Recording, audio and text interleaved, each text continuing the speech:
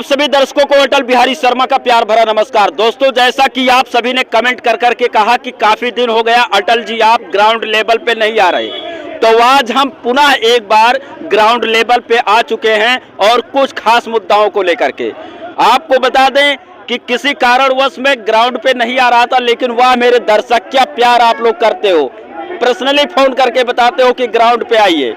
तो आज आप लोग खुश हो जाइए, मैं ग्राउंड पे आ गया हूं और उन्हीं के साथ जिसका सबसे पहले मैं बात करता हूं यह राय साहब हैं। और आज फिर इन्हीं से हम शुरुआत करेंगे और शुरुआत इस मुद्दे पे करेंगे कि जिस तरीके से ईवीएम को लेकर के पूरे भारत में टिप्पणियां की जा रही हैं, तमाम लोग ईवीएम बैन करने की मांग कर रहे हैं, तो वही कुछ लोग ईवीएम का सपोर्ट भी कर रहे हैं। तो लखनऊ की जनता इस पे क्या सोचती है, उसी मुद्दे पे हम बात करेंगे। तो आइए हमारे साथ।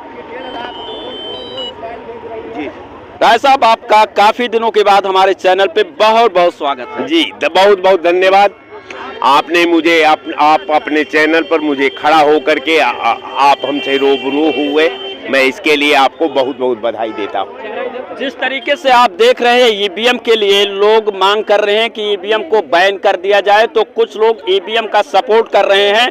और एक तरफ जिस तरीके से राहुल गांधी भारत जोड़ो यात्रा न्याय यात्रा निकाल रहे हैं, इंडिया अलायंस को मजबूत करने का प्रयास कर रहे हैं, कोशिश कर रहे हैं, तो वहीं पर जो लोग इंडिया अलायंस में शामिल होते हैं तो वो कहीं ना कहीं से हट भी जा रहे हैं। जैसे नीतीश बाबू को ले लीजिए बिहार, ममता बनर्जी भी लग रहा है कि कुछ ऐसी बातें कर रही हैं जिससे लग रहा है कि वो भी इंडिया अलायंस का समर्थन कहीं ना कहीं से करने में कतरा रही हैं। उधर आपने देखा झारखंड में, तो क्या आपको लगता है कि ईवीएम की गलती है या फिर ये इंडिया गठबंधन जो है मजबूत होने के कागार पे है, इसलिए जो है इंडिया गठबंधन आगे जाएगा, या फिर राहुल गांधी सिर्फ न्याय यात्रा ही करते रह जाएंगे? देखिए, आपका दो सवाल है। पहला सवाल तो ईवीएम से संबंधित है। आप समझिए कि जो आज वर्तमान प्रधानमंत्री नरेंद्र मोदी जी हैं, ये कल जो है इसी ईवीएम पर सवाल उठाते रहे हैं कि ईवीएम में ये फॉल्ट है, ईवीएम में वो फॉल्ट है, ईवीएम को के माध्यम से सरकार जो है अपने को चुनाव जीत लेती है। दूसरा इनका उसके परिप्रेक्ष्य में ये कहते थे कि भाइयों बहनों ये बताओ कि जहां ये ईवीएम बना वहां ईवीएम से चुनाव नहीं होता। दुनिया का सब सर्वाधिक पढ़े लिखे लोग अमेरिका में है, इंग्लैंड में है, वहां ईवीएम से चुनाव नहीं होता। जापान में लोग पढ़े लिखे हैं, वहां चुनाव नहीं होता, तो फिर इंडिया में क्यों? तो ये प्रधानमंत्री जी का 2024 का आप अभी गूगल से सर्च कर लीजिए, आपको क्लिप भी मिल जाएगा। उन्होंने अपने तमाम भाषणों में कहा, तमाम मीटिंगों में कहा। अब जब पूरा देश, आप तो उससे मताहत थे, देश ने सोचा कि अगर आपको मैं पुनः मौका दे दूंगा तो आप ईवीएम को खत्म कर देंगे, चूंकि आप ईवीएम का स्वयं विरोध कर चुके हैं। लेकिन जब आप सत्ता में आ गए तो जो ईवीएम के विरोध में आप बोल रहे थे वो तो आपने वक्तव्य से आपने पलट लिया। वो राष्ट्र के प्रति जो आपकी वचनबद्धता थी, जो घोषणा थी, उससे आप बैक हो गए और अब ईवीएम का माला जपने लगे। तो कहने का मेरा मतलब कि तमाम ईवीएम के विशेषज्ञ, तमाम ईवीएम के तकनीकी में ज्ञान रखने वाले लोग, हमारे सारे देश के बड़े बड़े वकील कह रहे हैं कि ईवीएम के माध्यम से आप लोकतंत्र का हरण कर रहे हैं। ये ईवीएम से भारत में चुनाव नहीं होना चाहिए।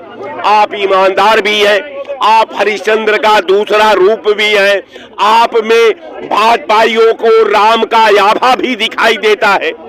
तो हम राम से निवेदन करते हैं कि हे राम, अब इस समाज का आप कल्याण कर दीजिए और जो ईवीएम का जो विरोध कर रहे थे, ईवीएम को खत्म कर दीजिए, लोकतंत्र को बच जाने दीजिए। जबकि आप ही कहते थे कि ईवीएम लोकतंत्र का हरण कर रहा है, तो आप प्रधानमंत्री हैं, आप कसौटी पर हैं। देश आपसे जानना चाहता है कि आप जिस ईवीएम का विरोध करते थे उस ईवीएम पर आप क्यों 10 साल से चुनाव करा रहे हैं? तो कहने का मतलब कि भारतीय जनता पार्टी क्या कहती है, क्या सुनती है, क्या कार्यक्रम बनाती है, कैसे देश का रख रखाव करती है, हम समझते हैं कि इस देश का एक नौजवान से पूछ लीजिए, इस देश का किसान से पूछ लीजिए, इस देश का मजदूर से पूछ लीजिए, इस देश का भड़ाल से पूछ लीजिए, और किसी भी क्षेत्र में आप देख लीजिए।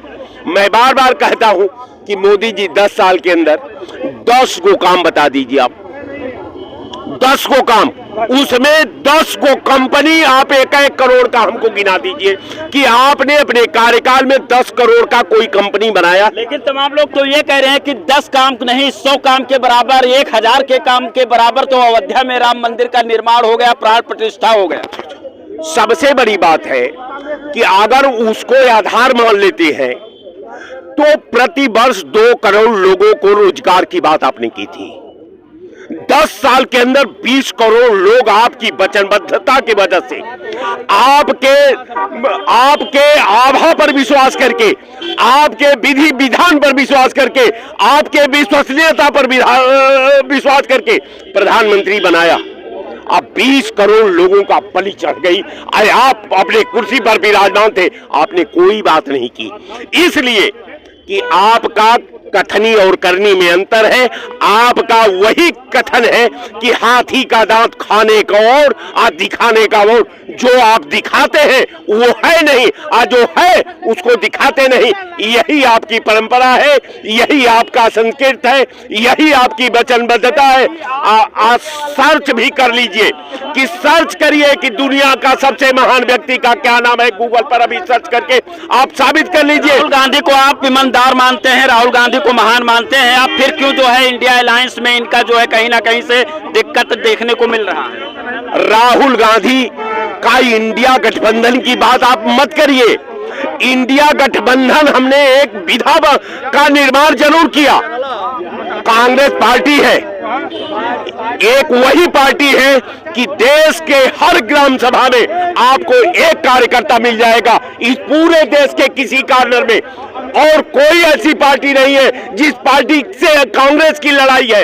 रह गया सवाल कि आप समय का इंतजार करिए, और राहुल गांधी का वो जो चिंगारी है ना, इनकी लंका को जला देगी। मैं आज फिर आपके चैनल पर कह रहा हूं, केवल समय दीजिए, इंतजार करिए। धन्यवाद। लेकिन ममता बनर्जी तो अभी भी बोल दी, कह दी कि बनारस से कोई भी सांसद अगर लड़ जाए तो मोदी को हराने वाला ही नहीं, कोई बनारस का सीट जीत। आप भी मुख्यमंत्री हैं, आप भी सांसद हैं, आप रोज रोज कहती थी कि मोदी को हराएंगे, तो अब आप में क्या हो गया? अगर नहीं हराना है तो अगर भारतीय जनता पार्टी को तुम हराना चाहती हो तो तुम इंडिया गठबंधन में खड़ा हो जाओ, और मोदी को वाराणसी में हम हराएंगे, ये आपसे वादा करते हैं।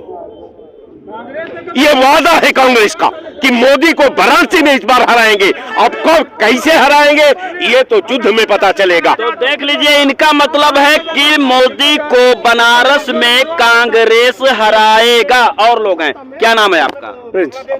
क्या लगता है जिस तरीके से ईवीएम को लेकर के बवाल मचा है, उधर जो है इंडिया अलायंस को मजबूत करने के लिए राहुल गांधी न्याय यात्रा निकाल रहे हैं, साथ ही वो लोगों से मिल रहे हैं, लेकिन वही इंडिया अलायंस चाहे वो बिहार में नीतीश बाबू को देख लीजिए या फिर ममता बनर्जी भी अब छटकती हुई नजर आ रही हैं। क्या लगता है आपको कि ईवीएम की कमी है या फिर राहुल गांधी की कमी है कि जो ये लोगों को मजबूत नहीं बना पा रहे हैं? नहीं, देखिए राहुल गांधी सही कर रहे हैं। अब बैठे के घर में कुछ होगा नहीं, वैसे भी इलेक्शन आ रहा है तो वो डोर टू डोर जा रहे हैं, लोगों के पास मिल रहे हैं लोगों से, तो उसमें कोई दिक्कत नहीं रहा इनका।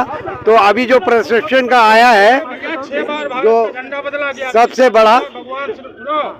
सबसे बड़ा ये भ्रष्टाचार में आया है, उसमें 9 स्तर नीचे गिर के बीजेपी इंडिया 93 पे आ गया है। भ्रष्टाचार में 93% है, और आपका जाके 93% में हम भ्रष्टाचार में आ गए हैं।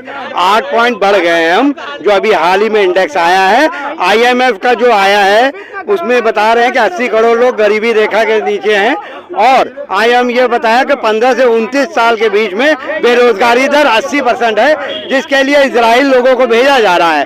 और इन भूखमरी इंडेक्स में हम 111 नंबर पर आ गए हैं। महंगाई बढ़ी हुई है, RBI बता रहा है कि 50 साल में सबसे ज्यादा कर्ज सेविंग कम हुआ है और कर्ज 10 साल में सबसे उछला स्तर पे। तो एक हमारा जो सवाल है ये सवाल है कि जिस तरीके से राहुल गांधी लोगों को जोड़ रहे हैं, तो वहीं पर ये इंडिया अलायंस के लोग राहुल गांधी से दूर भी भागते हुए नजर। देखिए, राहुल गांधी अखिलेश लड़ाई ये नहीं है, लड़ाई गरीब अमीर की है, लड़ाई संविधान बचाने की, संविधान बर्बाद करने की है, लड़ाई डेमोक्रेसी को बचाने की, डेमोक्रेसी बर्बाद, लड़ाई गांधी जी और नाथूराम गोडसे की है।